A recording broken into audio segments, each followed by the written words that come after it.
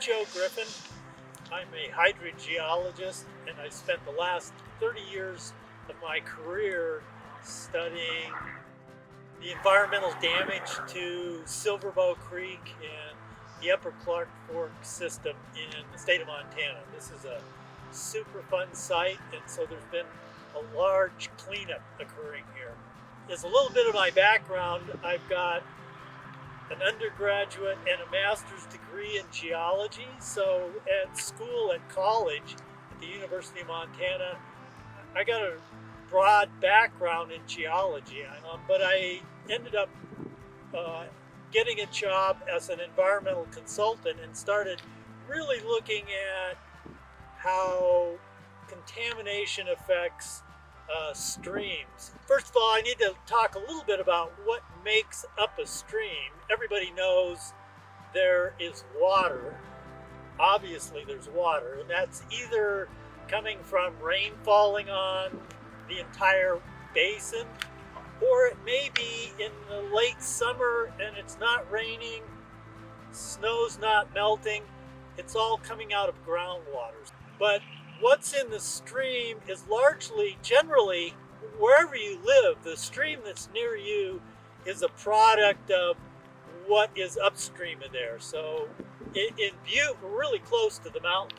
And what is in the stream is usually what has been weathering in the rocks behind me. And then what is eroding when we have snow, rainstorms, what's eroding down into the creek.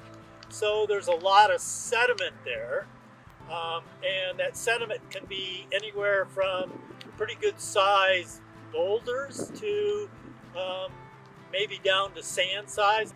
And then of course there's smaller size fractions. So say it's maybe about the size of salt grains, or maybe even smaller than that, maybe like flour. And I would call that, as a geologist, silt. Sometimes those are being carried by bouncing along the bottom, or they're being picked up and carried along. That's what I would call a bed load.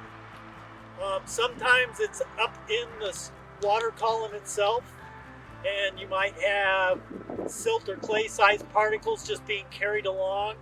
That's a suspended load. And then the odd thing is, and maybe this is hard to believe, but rocks, given enough time, actually dissolve. So over long periods of time, you can actually dissolve rock, just like stirring some sugar in a cup of hot tea. And the sugar dissolves, it becomes individual molecules in the water. So the other thing that a river is carrying is dissolved rock. Now the reason we're really interested in all of this, or the reason I became very interested in all of this, is what else might be carried by the river. And in the case of mining in Butte, it was a lot of contamination and stuff that was released from the mine. So I want to talk a little bit about my particular site here. This is the confluence of two streams. It was Silverbow Creek and it was Blacktail Creek. When I moved to Butte in 1990, Silverbow Creek, which is the one on the left here, it hardly had any water in it. All the water that was in it was just groundwater, unless it was raining. And then the runoff would come off of the city streets in Butte and run down a bunch of underground pipes and then discharge into that stream, and then it would come down and meet with Blacktail Creek, which is the other stream off to the right. At the time I first moved here, that little small flow coming out of Blacktail Creek was groundwater, and it was very highly contaminated. And so we realized there was a lot of copper entering the creek through groundwater. The reason we knew copper was entering the creek through groundwater is we could measure flow upstream, we could measure it downstream, and we knew there was more flow downstream. So there's water coming in, there were no tributaries, no stream tributaries, it's simply groundwater. We did the same thing with copper. We understood that there was lower copper upstream than there was downstream. There's more copper downstream.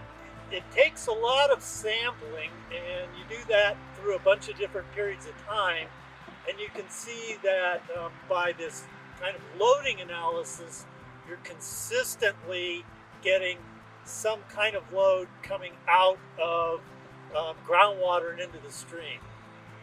Really, a lot of the work I have done has been simply going down and measuring flows and then taking lots of samples, being part of a large sampling program and collecting a lot of water quality samples. So the other part of one of my jobs has been then to do those calculations, and ultimately this story is we realized that the major portion of the copper load in Silverboat Creek at the downstream end of Butte was coming out of groundwater, and so they put in a groundwater capture system and they put in a groundwater treatment system so that it removed copper out of the creek.